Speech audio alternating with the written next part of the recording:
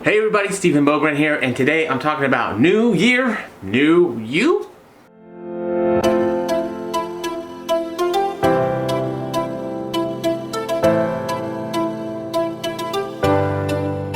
What do I mean when I say New Year, New Me? Because obviously it's the first video of 2024. Welcome to the new year, but there is obviously intent behind that. Question mark? And so I do think it is really important that as we've already sort of gotten into maybe some of our New Year's resolutions, our goals, we've set these ideas, before we get too far into them, we take some time to possibly step back, re-examine those things, and see if there are ways that we can better set ourselves up for success. Even though, yes, New Year's is beautiful. It's a wonderful opportunity for us to have this kind of clean slate, for us to start anew, right? The calendar year is over. However, we are not anew. We are still the same people that we have been throughout our entire lives. For me, 36 and a half years essentially at this point of the recording. And so what that means for me is that I have a lot of things that I'm well steeped in. I have things that my go-tos, and I have habits, and all of these things that will make certain things easier and certain things more difficult. And because of that, I need to take that into account when I am setting goals for myself. What is realistic? What is not realistic?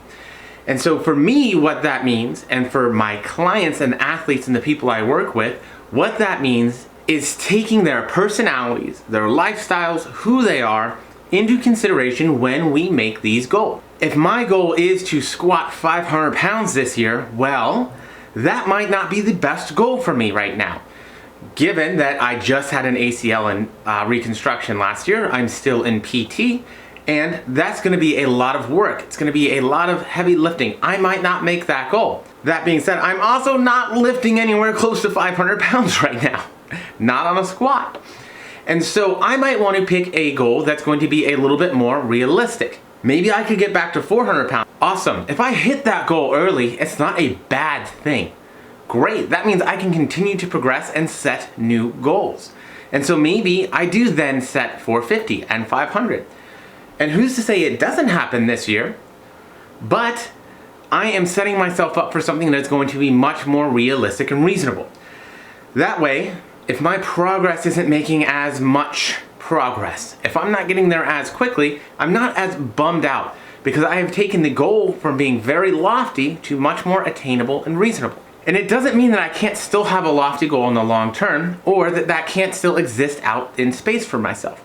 But what it does mean is I'm not going to put myself in a position to be disappointed, frustrated, or upset because I didn't hit here, right? I didn't hit way off there to a place where I might not have even been super realistic setting that goal. This is just a simple example. I don't think most of us are setting specific goals for lifts. Most of us are probably setting specific goals on things like I want to lose 20 or 30 pounds. I want to lose 40 pounds. I want to lose 50 pounds. I want to do X, Y, Z. I want to climb Kilimanjaro. I want to climb Everest, right? We're making these other goals of things that we want to do. For me, right now, it's like, hey, I want to get at least this many subscribers on YouTube by the end of the year. Cool. I want to see that growth. That's my main goal for the year. Okay, well, how are we going to decide where that number should lie and how we're going to make that happen? Because if how we're going to make that happen requires us to do something that's very far away from what we've been doing recently, that's probably not going to be the best goal for us in terms of chances of success. And again, it doesn't mean that I can't get to this higher number later on, but I don't want to get myself feeling down, feeling depressed because I didn't make goal X or because I'm not close enough to goal X. I want to make that attainable. So whether that's, hey, I want to lose 5 pounds and keep it off. Okay, very attainable, very realistic. It doesn't mean we couldn't lose more and keep more off, but we're now looking at this in terms of, okay, I'm just gonna take a little bite, a little chunk. I'm not gonna try and move the entire mountain. I'm gonna move a couple molehills.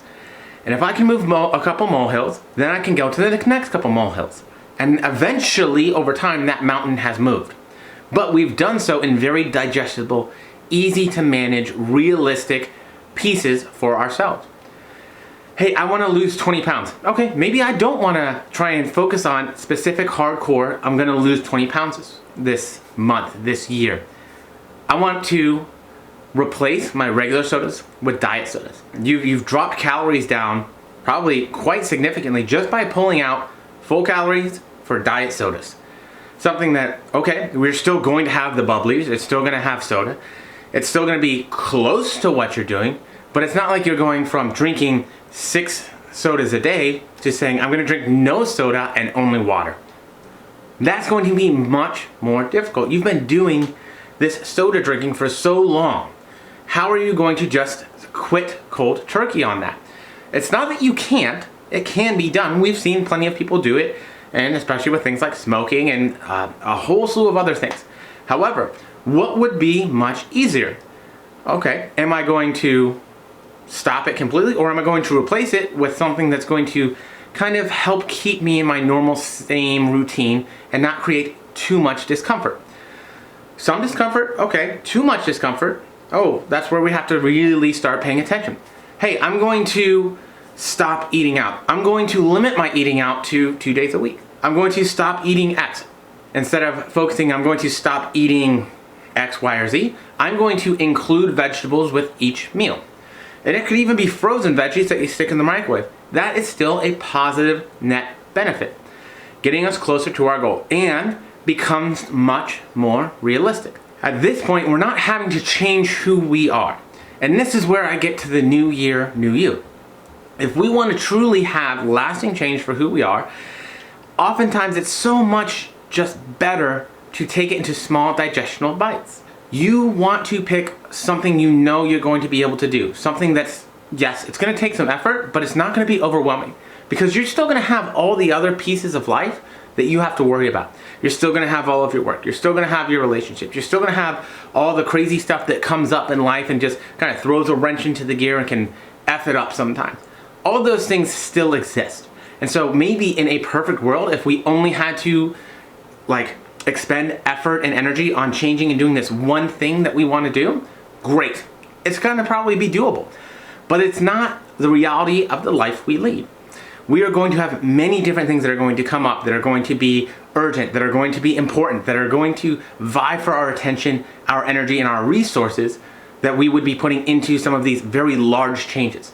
Whereas instead, what we should be looking at doing is taking this realistic inventory of who we are, what we do, our lifestyle, saying, this is a positive change I think I can make to get closer to where I want to be. Because what happens is then, once that change is made and it's been maintained, it no longer takes that extra energy and effort to do. You start to master it. It becomes easier. It becomes almost part of who you are and your identity. And now you can move on to the next thing and the next thing. And now, instead of trying to make one really big change that we might make last for 2 weeks, 3 weeks, maybe even a couple months, and then we're way off the wagon again, now we can make these small changes that make positive benefit and impact and continue to just build those up on top of one another for a lifetime. That way, we create lasting change so that next year when we get to this point, our goals, what we're looking to do, can be very different because we have smashed the goals that we would have had otherwise, but did so in a manner that better benefited long-term sustainability.